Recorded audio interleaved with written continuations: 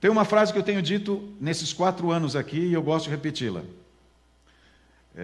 Eu não sou habitante deste mundo tentando ir para o céu.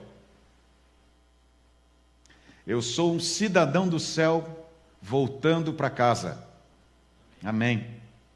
Por que nós precisamos repetir isso? E eu às vezes me forço a repetir, porque eu preciso entender isso.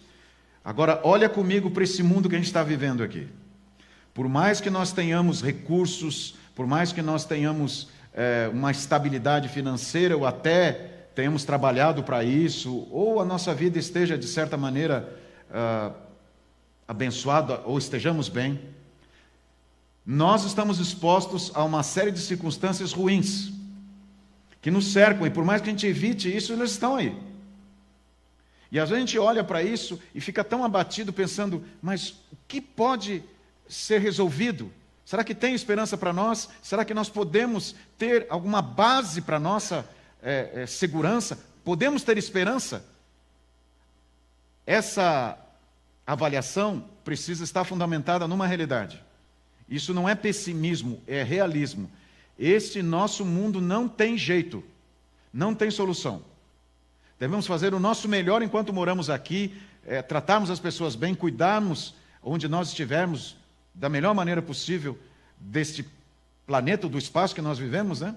Mas este mundo governado pelo anjo caído não tem solução. Estará cada vez pior, moralmente e em todos os outros contextos também, que são consequências disso, né? Então, quando eu entendo que eu não sou habitante desse mundo, tentando ir para o céu, não, eu não pertenço a esse espaço aqui, porque não foi isso que Deus planejou para mim, não foi esse planeta que Deus criou. Deus criou algo perfeito para eu morar, mas agora este planeta foi destruído pelas hostes malignas que se revoltaram contra Deus e usurparam esse espaço. Então, por isso que nós temos todas as doenças, nós temos a incerteza, o medo, e quem sabe nesse momento, você que está me assistindo, tem lutado contra a ansiedade, contra a angústia, e tem medo até de levantar amanhã para lidar contra isso. Você tem lutado, de certa maneira, contra injustiças. Tem evitado até de chegar no teu escritório, porque lá quando você chega, te tratam mal, ou não são bondosos como você gostaria, ou não reconhecem o que você fez, tem sido tratado mal por seu filho, sua filha, os seus pais.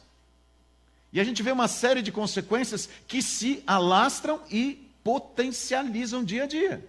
E a gente pensa, mas onde nós vamos parar? Mas nesse meio todo você vê a intervenção divina. Louvado seja Deus por isso. Louvado seja Deus por isso.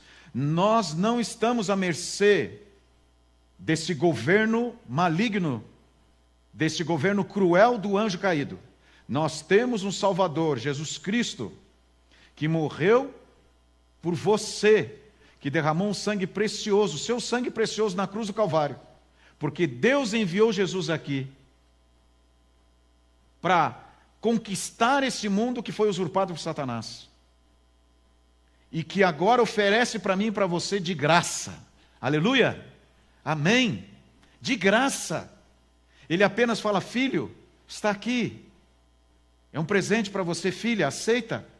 Olha para isso. Você não é um habitante deste mundo tentando ir para o céu. Você pertence a mim. Você é um cidadão do céu voltando para casa. E eu oro por algumas pessoas todas as madrugadas, quando eu levanto, quando eu vou dormir também.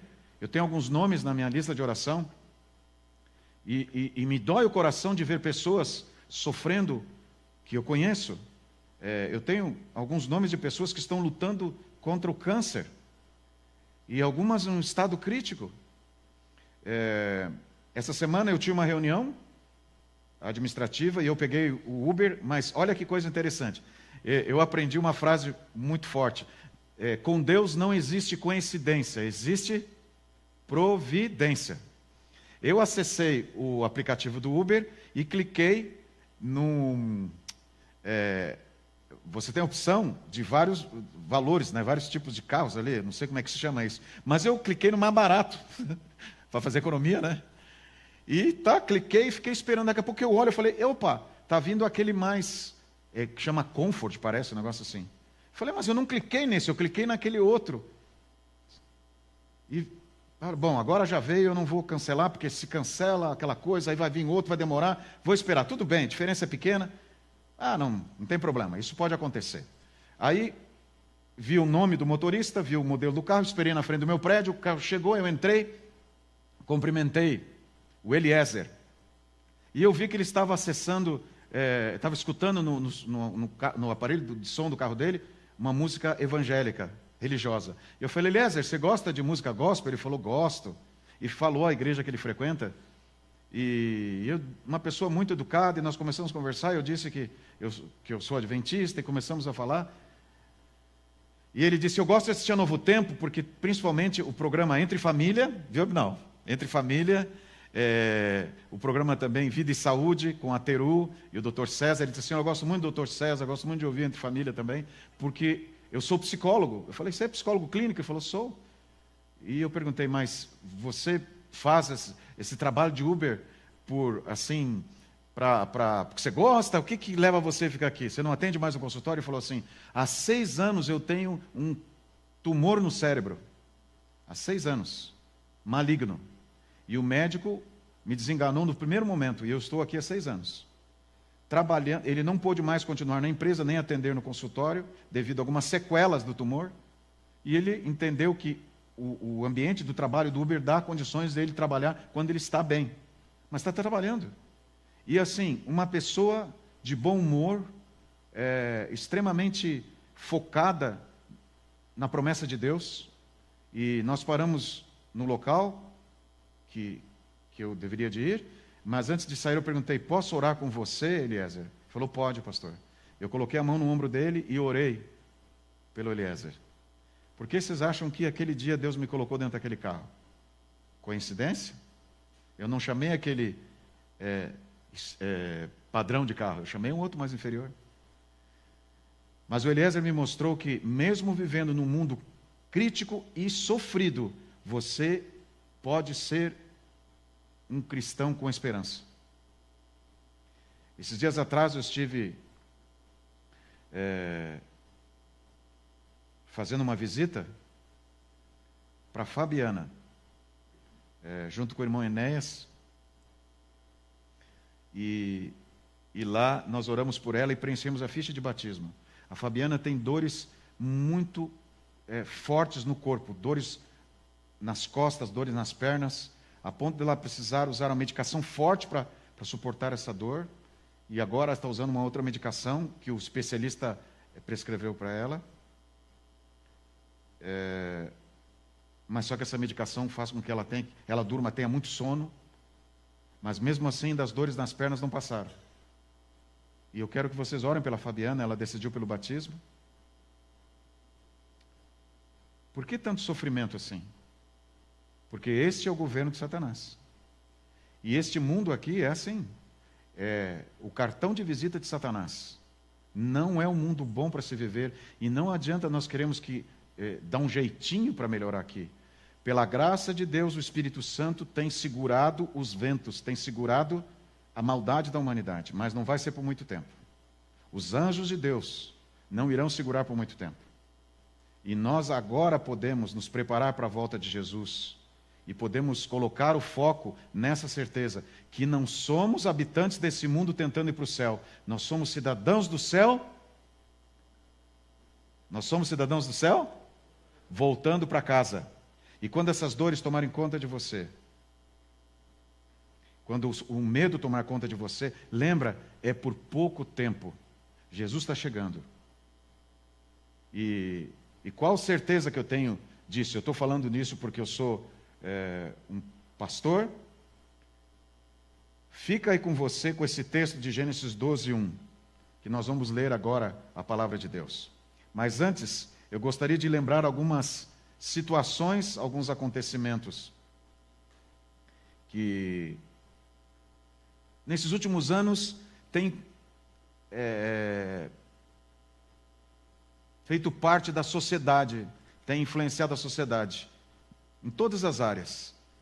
E eu quero que você veja comigo algo importante. Por exemplo, Desmond Doss foi um soldado americano que lutou durante a Segunda Guerra, e a sua atitude foi tão impressionante que ganhou medalhas, e até o Mel Gibson produziu um filme famoso, Até o Último Homem. Tem ainda, se você quiser assistir, um filme muito bonito. Foi lançado nos cinemas brasileiros do Brasil em 26 de janeiro de 2017. Guarda essa data que eu estou dizendo. Principalmente o ano, 2017. Quem foi Desmond Doss? Um adventista do sétimo dia que decidiu que não pegaria em arma e que seria fiel a Deus no Santo Sábado. E você sabe, você já ouviu falar da história. Desmond Doss descansa no Senhor já há algum tempo, mas na sepultura de Desmond Doss existem várias medalhas colocadas ali por outros combatentes, e dizem os especialistas, os que conhecem, os que sabem desse contexto militar, que é uma demonstração de respeito a Desmond Doss. Desmond Doss foi um adventista do sétimo dia, fiel a Deus durante a Segunda Guerra Mundial. Guardou essa data, 2017? Esse é Jared Corey Kirchner. É um investidor e promotor imobiliário, proprietário de jornais e genro de Donald Trump. Não sei qual o título mais importante desses aí, né? Mas ele foi conselheiro do presidente Donald Trump no seu primeiro governo em 2017. Lembrou a data? 2017. Casado com a filha de Donald Trump, Ivanka. Os dois são fiéis judeus guardadores do sábado e praticam isto na sua vida. Eles respeitam o santo sábado e eles pregam isso e vivem isso. Aqui está Jared Kushner com Donald Trump, Ivana Trump e Angela Merkel, quando essa era, na época, a chanceler da Alemanha. Um homem que convive nesse ambiente de poder. E agora, novamente, Donald Trump, no seu segundo governo, tem lá Jared Kushner junto com ele. 2017 foi o início do primeiro governo de Donald Trump. Pastor Barry C. Black, almirante, capelão do Senado americano, foi chefe dos capelães da Marinha Americana. Respeitado e reconhecido entre as autoridades militares e políticas do governo dos Estados Unidos. Um adventista do sétimo dia. Pastor Black é um pastor adventista. E ainda hoje deixa sua influência entre os militares, membros do governo e políticos. Como um fiel membro da Igreja Adventista, guardador do sábado e um cristão. E você conhece muito bem, já deve ter lido, ouvido até falar ou assistido o filme do Dr. Ben Carson, um médico, neurocirurgião famoso, um cientista. Ele foi secretário de Habitação e Desenvolvimento Urbano nos Estados Unidos no primeiro governo de Trump. Quando que começou o governo de Trump? 2017. Nesse ano, Mel Gibson lança o filme do Adventista, Até o Último Homem. Nesse ano, o governo americano recebe esse contexto adventista e o sábado é destacado. Nesses últimos anos, se você acompanhar com cuidado, você vai perceber que a pregação do Evangelho, principalmente o sábado, tem sido notícia em muitos momentos. E há um movimento agora com relação ao Shabat. Há um dia de descanso, dentro até mesmo do projeto de governo americano. Mas não o sábado, sétimo dia. O Shabat, que infelizmente desde 323, 321, foi distorcido pelo paganismo e levado para o primeiro dia da semana, que é o domingo. Mas há uma preocupação que o mundo tem um dia de descanso, não o dia que Deus estabeleceu. Mas se começa a haver uma movimentação muito grande com relação a assuntos religiosos no mundo. E assuntos religiosos também relacionados a um dia de descanso. E entre essa movimentação, existe hoje uma movimentação muito grande com relação à igreja adventista também. Dentro da mídia, canais do YouTube e outros meios de comunicação têm levantado a questão dos adventistas do sétimo dia. Algumas pessoas se levantam contra, outras pessoas falam heresias até, coisas que não existem dentro da igreja, acusam a igreja de coisas que não são verdades, e outros se preocupam em estudar a pregação do evangelho. Mas por que isso? Porque a igreja adventista prega sobre a volta de Jesus? Porque a igreja adventista acredita que a Bíblia é a palavra de Deus e segue isso, inclusive a guarda do Santo Sábado, o sétimo dia? Por que essa movimentação toda? Porque desde 2017 parece que o mundo todo teve certas influências na pregação do Evangelho, da volta de Jesus e de pessoas que acreditam na fidelidade ao sábado do Senhor. Não é por acaso, não é por coincidência que 2017 passou a trazer esses assuntos de maneira mais intensa. E por que eu estou falando isso para você? Agora vá comigo para Gênesis capítulo 12, verso 1. O que diz a palavra do Senhor? E acompanhe comigo aí. Gênesis capítulo 12, verso 1. Lembra, você em casa, abra sua Bíblia, vamos ler juntos? Depois eu aconselho você a continuar estudando. Diz o texto inspirado: Ora, disse o Senhor a Abraão: sai da tua terra, da tua parentela e da casa de teu pai e vai para a terra que te mostrarei. Vejam aqui a conversa de Deus com Abraão. Deus não dá voltas, Deus é direto e objetivo, claro. Deus diz para Abraão: sai da tua terra, sai da tua parentela, sai da casa do teu pai. O contexto onde Abraão vivia estava bom, junto com a família. Naquele tempo, principalmente na cultura, havia uma importância muito grande estar junto com seus parentes, a sua família, protegido no clã. E Abraão tinha certos benefícios no lugar onde ele morava. E de repente Deus chega e fala para Abraão: sai. É uma ordem, não é uma consulta, não é uma conversa. Deus veio para dizer. Mas aqui Deus se expressa de uma maneira muito forte, porque Deus mexeu fundo com o coração do patriarca. Em Gênesis 12, ele menciona 3 vezes que Abraão precisa deixar o ambiente da sua família. Não era um lugar ruim. No capítulo 12, o patriarca é levado a abandonar o passado. E é óbvio que é um momento de prova, mas também uma oportunidade de salvação. Deus sabia que aquele contexto onde Abraão vivia tinha uma influência muito grande do paganismo. E iria afetar a vida do patriarca e, claro, a vida da sua família. Deus queria retirá-lo dali porque tinha um plano para ele. Mas até que ponto o chamado de Deus é importante para mim?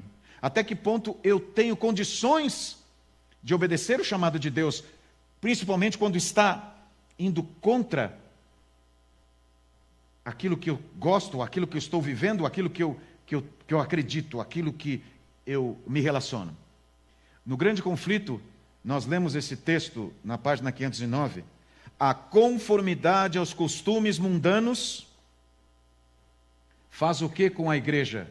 Converte a igreja ao mundo. Jamais converte o mundo a Cristo.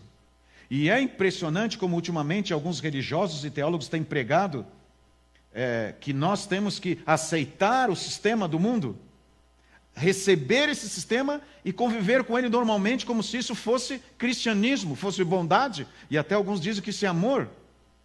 Aceitar o pecado e viver com o pecado entre nós.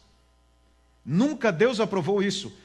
Uma conformidade com o mundo para se tornar mais simpático, para se tornar mais de aparência bondosa.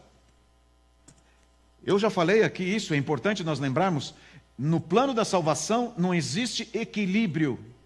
Ou você está do lado de Deus, ou você está do lado do diabo. Não existe meio termo. Não, vamos ponderar, vamos ser equilibrados. Ou você é radical ao lado de Deus, ou você está no extremo do pecado. Então não adianta querer pensar que os costumes mundanos vão converter o mundo a Cristo se a gente aceitar isso. Nós temos que nos posicionar e ouvirmos o que Deus nos diz e seguirmos o que Deus nos diz. Muitas vezes quando isso até é desconfortável. Agora vá comigo para Gênesis 22, verso 2, para você ver a proporção do chamado de Deus, da ordem de Deus e até do plano de Deus para nós. Gênesis 22, verso 2, está aí um pouquinho para frente. Fácil de você encontrar, então me ajude aí, me acompanhe. Diz assim o texto: acrescentou Deus: toma teu filho, teu único filho, Isaque, a quem amas, e vai-te à terra de Moriá. E quando parecia tudo normal, Deus declara o seguinte para Abraão: oferece-o ali em holocausto sobre um dos montes que eu te mostrarei. No capítulo 22, e agora eu quero que você olhe para mim aqui, e preste muita atenção no que eu vou dizer. No capítulo 22, Deus define 3 vezes o que significava Isaque para Abraão. 3 vezes. Quais são as declarações de Deus para Abraão do que significava para Isaque? Eu vou voltar ali. O que diz ali? Diz o texto: toma o teu filho. É filho dele. Não é amigo, não é empregado, não é parente distante. É o filho dele. E que filho era esse? Único. Não eram 12, era só Isaque. E você sabe da história que demorou muito tempo para Abraão ter Isaque como filho. A quem amas. Então, filho único a quem amas. Moisés descreve a situação para você entender a importância que Isaque tinha para Abraão. Mas agora olha para algo importante. No capítulo 12, que nós lemos anteriormente, o patriarca é levado a abandonar o passado. Deixa a tua família, deixa a tua terra, deixa os teus parentes e vai para o lugar que eu vou te mostrar. No capítulo 22, Deus pede que ele dê a Deus o seu futuro. Qual era o seu futuro? O filho Isaque, ele era o herdeiro, que até então não existia. Deus pediu que estava ocupando o centro do coração de seu servo. Em algum momento no passado, o ambiente, a sociedade, a família, aquele contexto influenciado pela idolatria estava tomando o espaço de Deus na vida de Abraão. E Deus sabia que isso iria destruí-lo. Deus falou: sai daí, Abraão. Agora, vai.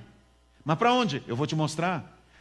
Acredita na minha ordem e acredita na minha promessa. 2 coisas, né? Você não começa acreditando na ordem de Deus se você não acredita na promessa, e você não consegue viver a promessa se você não acredita na ordem de Deus. E Abraão fez isso. Só que quando Abraão estava lá, recebe o filho, Deus fala assim: agora, Abraão, você precisa oferecer o seu filho em sacrifício. Que Deus sanguinário? Você pode dizer. Mas Deus não é um Deus sanguinário. Deus é sabedoria. Deus é amor. Era o que Abraão tinha de mais importante, só que havia se tornado a prioridade na vida de Abraão. E aqui vai um grande ponto importante para nós todos aqui nesse momento. Tem muita coisa que é prioritária para nós, que está nos prendendo no solo deste mundo. Nós estamos grudados neste mundo devido a essas prioridades. E eu estou dizendo aqui coisas boas, não estou dizendo coisas ruins.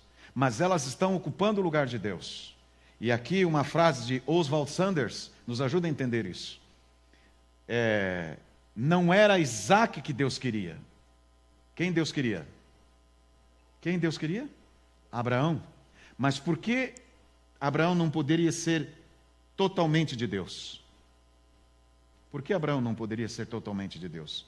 Porque Isaque agora estava ocupando o lugar acima de Deus. É errado amar o seu filho? Não. É errado amar a sua esposa, seu cônjuge? Não é errado. O problema é quando isto ocupa o lugar de Deus. E você sabe do que eu estou falando. Quando isso é mais importante do que Deus. E você precisa disso. E tem vivido isso. Deus está aí, mas Ele não é o primeiro. E por ele não ser o primeiro, ele não é o Senhor da sua vida. E por ele não ser o Senhor da sua vida, ele não está no controle. E aí você é dominado por um poder chamado diabo. Quando alguma coisa, por mais justa que seja, começa a ocupar o centro da vida e o lugar que pertence a Deus, ele pede que seja colocado no altar de sacrifício. Naquele dia, era o filho de Abraão que precisava ser colocado no altar de sacrifício. Há alguma coisa que você precisa sacrificar para Deus? Que está ocupando o lugar de Deus? Que tem sido prioridade na sua vida? A sua vaidade, o seu orgulho, o seu dinheiro, a sua profissão? O que tem sido colocado no lugar de Deus? Se Deus pedir para você, você não vai colocar no lugar disso, ou dessa, ou desse. Deus não despede ninguém vazio, exceto aqueles que estão cheios de si mesmos. Muitas vezes nós temos entrado nesta igreja, temos assistido esses vídeos, esses cultos, mas saímos vazios. Não porque Deus não queira transformar você, mas porque você tem estado cheio de si mesmo, de si mesma. E a palavra de Deus não consegue alcançar você porque não tem espaço. Deus não tem espaço aí, tem outras coisas aí. E o que é? É urgente que nós façamos uma revisão do que é prioritário e mais significativo em nossa vida. Mas por que é urgente? Mateus capítulo 24, verso 14.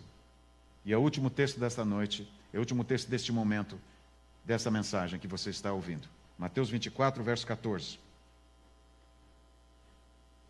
Chamado o primeiro livro do Novo Testamento, né?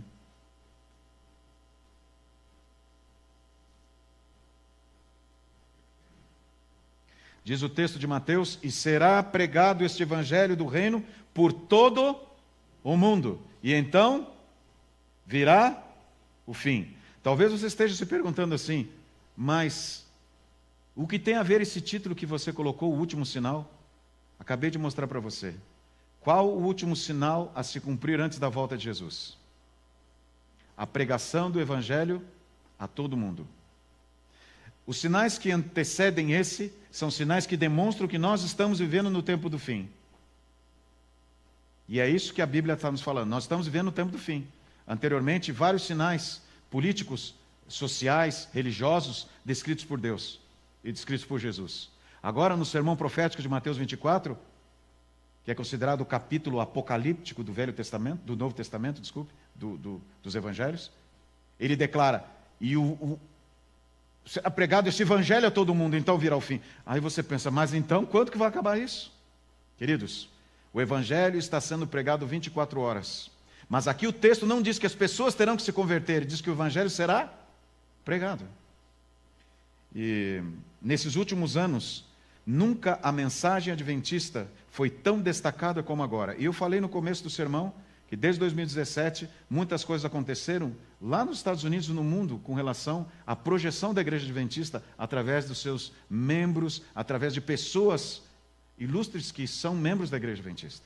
Mas algo muito mais importante está acontecendo, queridos. Esses dados são recentes, de 2025, só no Brasil. Hoje, agora, neste momento, nós temos 1.618.875 alunos da Novo Tempo estudando a Bíblia 24 horas por dia. Quase 2 milhões. Qual que é a geografia? Só no Brasil. Na América do Sul é muito mais. Que neste momento estão usando a rede social, estão usando canais de comunicação virtuais para estudar a Bíblia. E a Novo Tempo, que é aqui próximo a nós, próximo à igreja, inclusive alguns de vocês trabalham lá, que frequentam aqui, está pregando por vários meios o Evangelho. Pregando 24 horas por dia. Aqui próximos à igreja nós temos mais de 100 pessoas que neste momento estão estudando a Bíblia, que estudam a Bíblia e que fazem os cursos da Novo Tempo. Mais de 100 pessoas aqui no quintal da nossa igreja. Você acha que o Evangelho está sendo pregado a todo mundo? A Novo Tempo está fazendo isso? Como?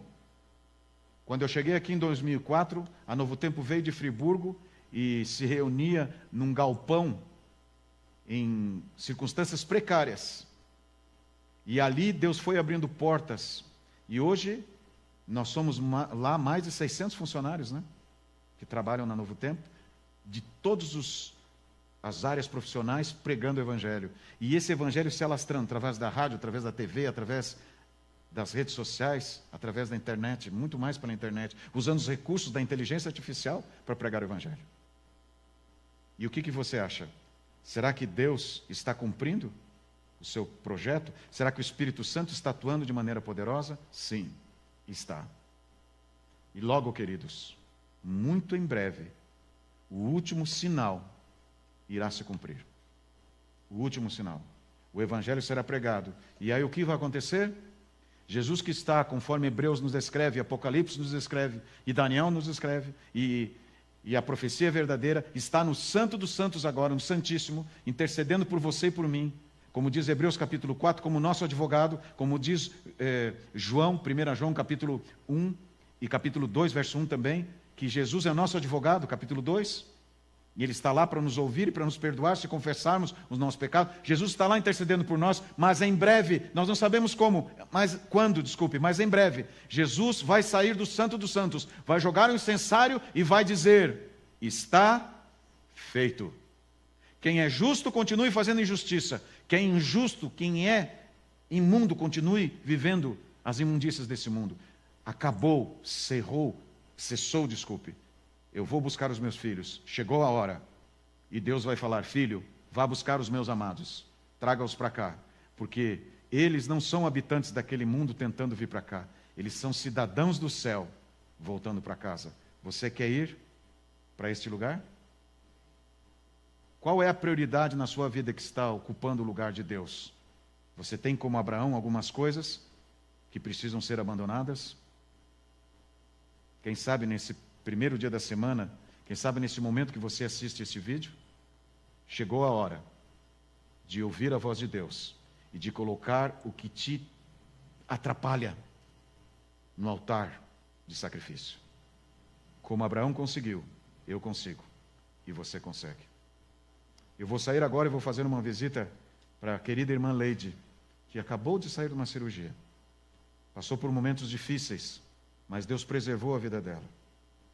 É assim conosco, queridos, enquanto vivemos aqui. Mas Deus jamais vai nos abandonar. E até Jesus voltar, Ele estará conosco. Mas é a hora de priorizarmos Jesus em nossa vida. Vamos orar? Quarta-feira, 7h30, 19h30 nos encontramos. E sexta-feira, 19h30, nós celebramos o final de semana do Espírito de Profecia. Vamos orar? Pai, nós te louvamos em nome de Jesus. Te agradecemos por este momento de estudo da Tua Palavra. E te agradecemos pela bênção da vida. Que o Teu santo nome seja louvado, Senhor. Obrigado pela maneira como te importas conosco, porque não nos deixaste à mercê desse mundo mau e contaminado pelo pecado e pelo reino das trevas. Mas Jesus veio aqui, morreu por nós, e hoje, pela graça divina, nos oferece a salvação. Eu preciso abandonar algumas coisas, Senhor, que estão ocupando o Teu lugar, e em nome de Jesus eu te peço forças para isso.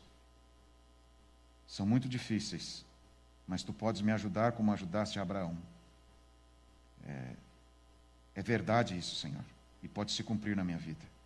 Abençoa esse Teu filho que sabe o que tem ocupado o lugar na sua vida de Deus e até tem impedido um compromisso maior com Deus. A Tua filha que tem muitas vezes assistido esses vídeos, vindo a essa igreja, mas continua vazia porque está cheia de si e precisa dar espaço para Ti. Que esse milagre aconteça, Senhor, e que nós tenhamos a Tua paz conosco e logo possamos ver o nosso Salvador, Jesus, nas nuvens dos céus. Nós oramos e nos alegramos em nome de Jesus. Amém.